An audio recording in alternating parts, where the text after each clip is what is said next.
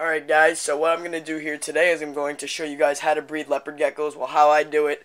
Some people have been asking, so this is what I do. The tank is a mess right here because my female, this one right here, just laid and she messed up the lay box, which is normal for a breeding gravid female.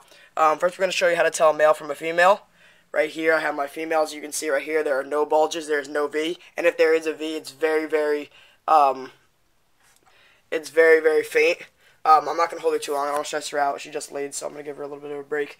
I'm going to try to find my male here. Where is he? I'm just going to be in here with my Tangelo. Here's my male. He's huge. Here's the male. Here's the bulge. You hear that little noise they make. Alright, there. Right there you can tell the bulge, and you can see the V right there. But the bulges are very pronounced. So that's a male from a female. Okay. Now we're going to go up to breeding age and breeding weight.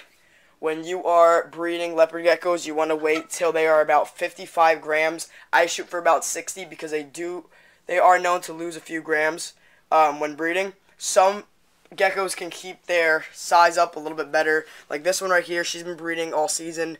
She's been laying eggs all season. She's kept her nice fat tail. This one, on the other hand, has lost it a little bit. I mean, she still has a pretty thick tail. It's not too bad, but it's definitely getting smaller.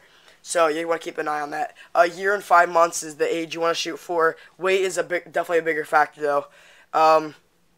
Okay, next we're going to talk about supplementation when they're gravid. When they're gravid, you definitely want to make sure that you're giving them enough calcium. Without calcium, they will develop metabolic bone disease. But besides that fact, they also will become egg bound because the egg doesn't have enough calcium. Also, if you breed too small, when the geckos are too small, that's another way they can get egg bound because they can't pass the egg out and it binds in their stomach, and that's a big killer of geckos when they're gravid. A nice, good diet is a good thing for them when they're breeding. Soup worms are a little bit higher in fat, but it's good to keep their tail fat. Dubia roaches are good. Hornworms are good. Crickets are good, stuff like that. Stay away from whackworms and stay away from pickies. Waxworms can be used trying to fatten them up, but definitely stay away from pickies. Best thing keeping their lay box when they're trying to lay is Eco Earth. I've used it for all my stuff, never had a problem with it. They love to dig in it. Just make sure it's moist though, or they won't lay in their egg box. When they're breeding, what the male will do, the male will begin to stalk the female. You will see that his tail will start very slow and kick up very fast. It makes a very loud noise. You'll be alert if you hear it, because it's very loud and it will startle you a little bit if you don't know what you're looking for. If the female's receptive, when the male bites her on the neck, if the female is receptive, she'll lift her tail and the male will do his thing. If the female isn't receptive, she'll bite it back and scurry away very fast. Don't be alarmed if it's a little bit of a violent process, because it most of the time is. Just let them do their natural thing. If you see that the female begins to develop some cuts on her neck area, I don't know if you can see, but this female has a very faint little cut right there. It's because the male in there was getting a little bit too aggressive, so I separated him for a few days, and then he didn't do it anymore. So you definitely want to keep an eye on that.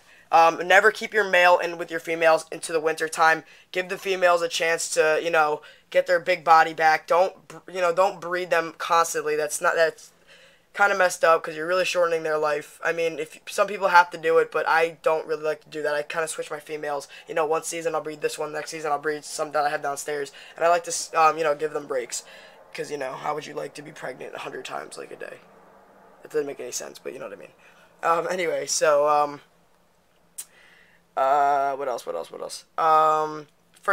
the tank, this is what I use. I use a 40 breeder with a colony going. I keep a 3-to-1, 3 females to 1 male. I always have my stuff in here. I never really take it out when they're breeding. This, is just a hide for them. I like to put enough hide so the females can get away from the male if he really needs to. Water dish, Eco Earth, hide, calcium, hide, and a heat mat going up to here. So this is really what you need. A 40 breeder is a good sized tank when you're trying to get a breeding group going. But like I said, don't keep the male in with the female the whole time. It can be very stressful for them. Alright, so that's it for the basics of breeding here. When the when the female lays her eggs, you want to scurry through it and get the eggs very softly. Don't squish them. If they're very, very hard, then that's usually a good sign. If they're very soft, yellow, that means they're infertile. But don't ever chuck eggs, just because I have thought that eggs were infertile and they have ended up hatching here and there. So just definitely keep an eye on that. Alright, so now we're going to go on to incubation. Alright, so we are going to be using this Hovabator right here as the incubator of choice. In here are crested gecko eggs, not leopards. My leopard gecko eggs are downstairs, but I have one up here, so why want to go downstairs? Hovabators cost generally around 40 bucks. Pretty cheap, good size, and work really good, which is why I'm a big fan of them. They have a little thing right here that changes the temperature, decreases it, increases it. It's very good at keeping the temperature. As long as your ambient room temperature is about 70 degrees, some people say 75, you shouldn't have too much problem with the fluctuating. Right now I have my crested geckos at 80%, well, eggs at 80% humidity and 75 temperature. But for the leopards, you're going to want to keep the incubator at about 85 degrees, and they should hatch in about 30 to 50 days. The longer you have them, the lower the temperature, the longer they take to hatch, but more healthy babies, from personal experience. Males tend to hatch out around anywhere from 86 degrees and higher. Females hatch out about 84 degrees and lower. But not too low. I think, what is it? Definitely don't go any lower than 80. I would say 81. 81 is the bare minimum. And don't ever go any higher than 89 or 90 for males, because they have been known to be very aggressive.